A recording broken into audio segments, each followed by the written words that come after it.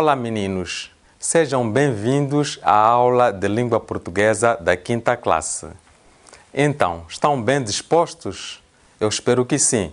Vamos começar. Na aula de hoje, nós iremos falar dos textos narrativos, especificamente da fábula. E sobre a gramática, iremos falar do nome. Vamos definir e dar exemplos de nomes. Vamos classificar e mostrar a flexão dos nomes em gênero e em número. Vamos começar com leitura de um texto. Vamos ler juntos? O leão ingrato. Um leão ficou preso num buraco. Poucos dias depois, passava por ali uma mulher que trazia lenha na cabeça. O leão pediu à mulher que o tirasse dali. Juro que não te farei mal, garantia insistentemente o leão. Convencida, a mulher pegou numa estaca e ajudou o leão a sair do buraco. Mas logo que o leão saiu, derrubou a mulher e disse: "Desculpa, mas terei de te comer. Estou com muita fome." A mulher pôs-se a discutir com o leão porque não tinha sido aquele o acordo. Estavam nisso quando apareceu o coelho e quis resolver o problema. O coelho, espertalhão, vendo que o leão não tinha razão, disse: "Não estou a perceber nada. Cada um vai para o lugar onde se encontrava para eu perceber melhor." A mulher pegou na sua lenha e afastou-se, e o leão voltou a entrar no buraco. Então o coelho disse: "Senhor leão, vais ficar aí para sempre, porque foste ingrato com a mulher." Perceberam o texto? Gostaram do texto, meninos? Então agora vamos às perguntas. Pergunta número 1. Que promessa fez o leão à mulher? Qual é a resposta? Disse que não lhe faria mal. Correto. Pergunta número 2.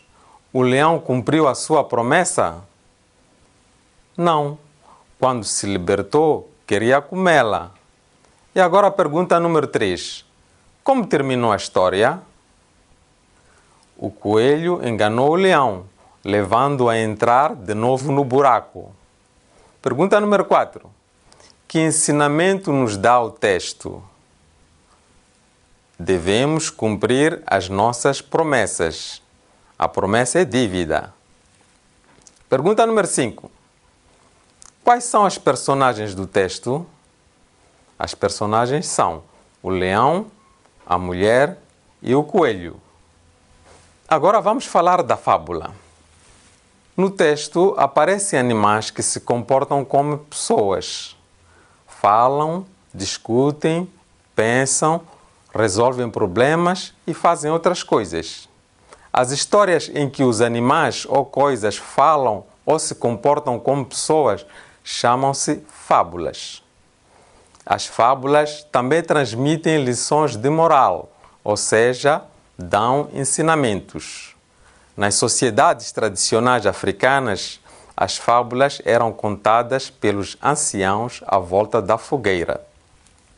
Eram histórias da vida das comunidades que procuravam mostrar o que era certo e o que era errado.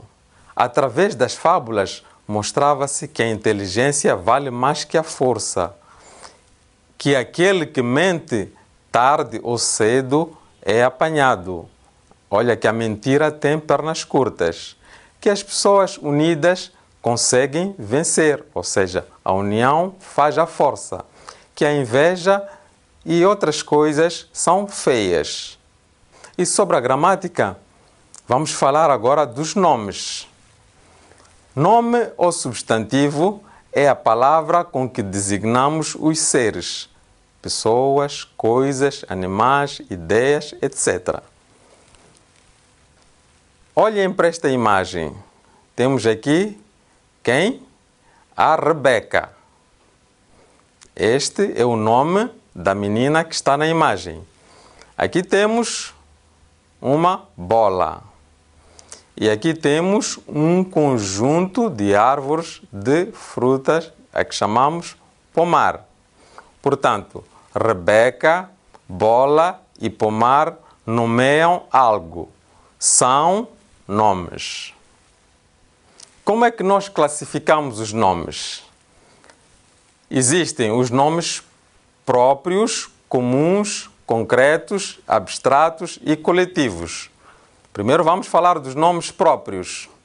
Os nomes próprios nomeiam determinada pessoa ou lugar, distinguindo dos outros. Escrevem-se com inicial maiúscula. Temos aqui o exemplo de Saíde, que é nome de uma pessoa, nome de lugares Pemba, Caorabassa, todos eles com iniciais maiúsculas. Os nomes comuns não nomeiam os seres de forma individual. Dão nomes aos objetos, animais, etc. Temos aqui os exemplos de meninos, bola, caderno. E os nomes concretos? Estes designam algo que pertence ao mundo físico, localizável no espaço. Também aquelas coisas que nós podemos tocá-las. Temos aqui exemplo de baliza, livro, mar. E os nomes abstratos são aqueles que designam algo que não é físico e não se vê. Por exemplo, ações, qualidades ou estado. São aquelas coisas que nós não podemos tocar ou apalpar. Temos aqui o exemplo da alegria, paz e verdade. E por fim temos os nomes coletivos. Estes designam um conjunto de seres da mesma espécie, ou seja, um grupo de seres. Temos aqui o exemplo de equipa, que é um grupo de jogadores, enxame, grupo de abelhas, cardume, grupo de peixes. Vamos ainda ver mais exemplos de nomes coletivos. Outros nomes coletivos.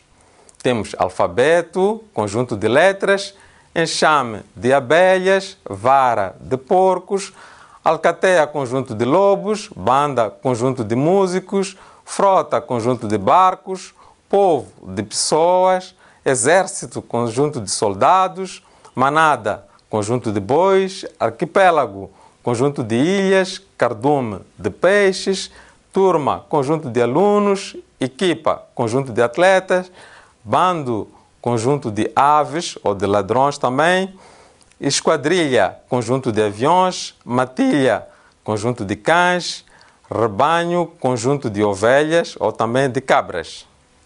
Agora vamos às atividades. A pergunta é: encontra nomes na fábula que segue. Vamos ler juntos a fábula. A cobiça. O senhor Ricardo tinha um gato. O gato tinha tudo: mimos, comida, uma caminha, mas não era feliz. Certo dia, disse o gato ao senhor: estou cansado de ser um simples gatinho. O que gostarias de ser? Tens alguma ideia? Perguntou o senhor. Um terrível lobo, respondeu o gato. E assim foi. O senhor transformou o gato num lobo. Mas porque ele era tão feroz, foi levado a viver no frio dos Alpes com uma alcateia. Agora já tinha que dormir numa toca, proteger-se dos outros animais e caçar para se alimentar.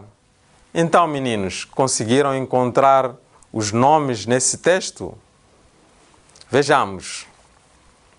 Os nomes estão todos a verde.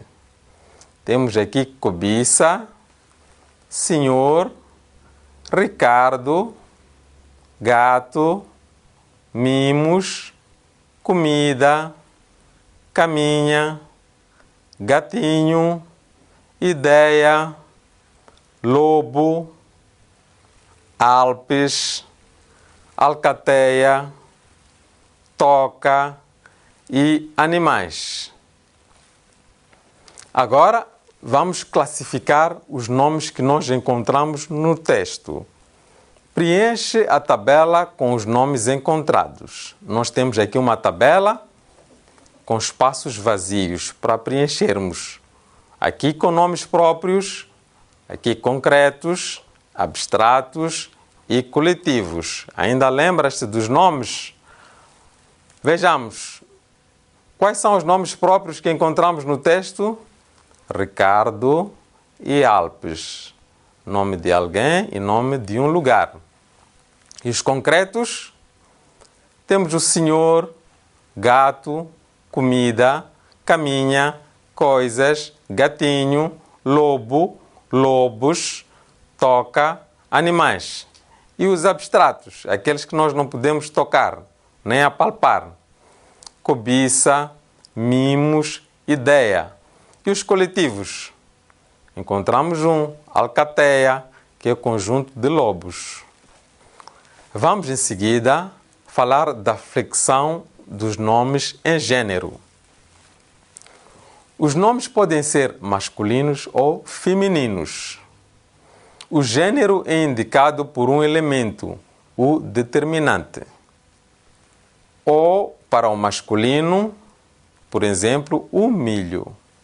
A para o feminino, exemplo, a maçaroca. Os nomes abstratos têm um só gênero.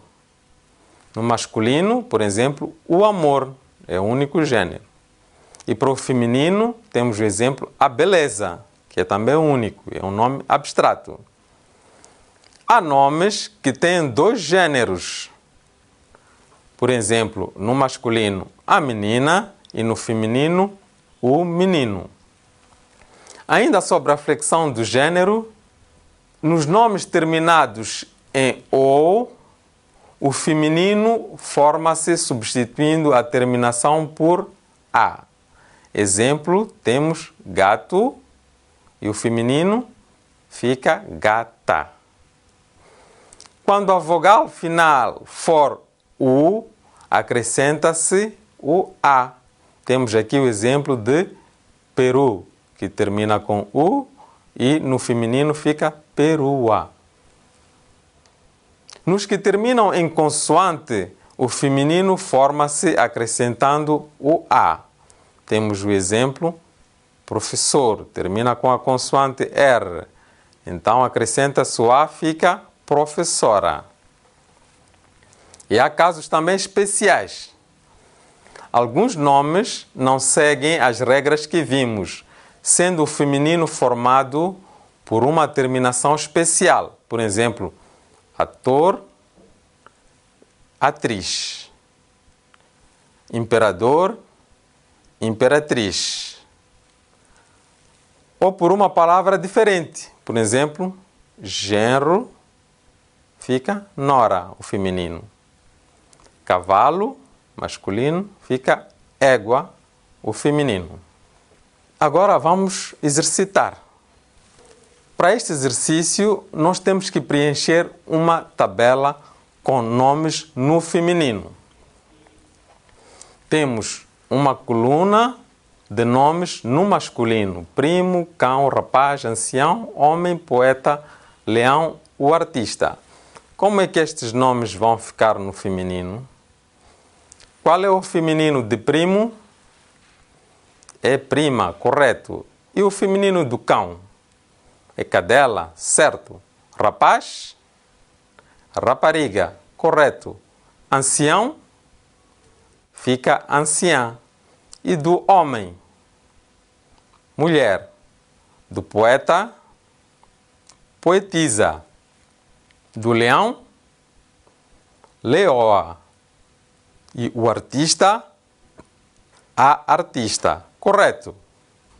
Agora vamos falar da flexão dos nomes em número. Os nomes podem também variar em número, isto é, designar um ou mais seres. Os nomes apresentam-se no singular ou no plural. Temos aqui o exemplo de planta, no singular, o seu plural fica plantas. Regra geral, o plural forma-se acrescentando o S quando o nome termina em vogal ou ditongo. Vejamos. No singular, nós temos planta, no plural, plantas. Chapéu, no singular, plural, chapéus. E mão, no singular, mãos, no plural. Se o nome termina em consoante N, R, S ou Z, acrescenta-se ES. Temos aqui o exemplo ímã, no singular, fica ímãs, no plural. Mar, mares. País, países. Rapaz, fica rapazes. Uma nota. Nomes terminados em S ficam invariáveis no plural, se não forem palavras agudas. Temos aqui o exemplo da palavra lápis. O lápis. No singular e no plural mantém-se. Os lápis. E temos a palavra o atlas. Está no singular e no plural os atlas. A palavra mantém-se. Outro caso, alguns nomes terminados em ão e em L fazem o plural de forma especial. Temos aqui o exemplo, o cão, os cães, o pão, os pães, o jornal, os jornais, o pombal, os pombais. Agora vamos exercitar. Escreve o plural dos nomes da tabela. Temos uma tabela com os nomes no singular. Então, nós vamos passar esses nomes para o plural. Pinguim, como é que fica? Pinguins, certo. Mãe, mães. E comilão, como é que fica? Comilões. Ananás, ananases, correto. Cidadão, cidadãos. Semanal, semanais. E cantor, cantores. Boi, bois. E casal, casais. Por fim, homem, como é que fica? Homens, correto. Chegamos assim ao fim da nossa aula de hoje, em que falamos dos seguintes assuntos: textos narrativos, falamos da fábula, e sobre a gramática, falamos do nome, definimos e demos exemplos, classificamos e apresentamos a flexão em gênero e em número. Para saberes mais sobre estas matérias, podes ler Gramáticas e o livro de português. Meninos, estudem bastante, mas brinquem também. Até a próxima aula. Tata!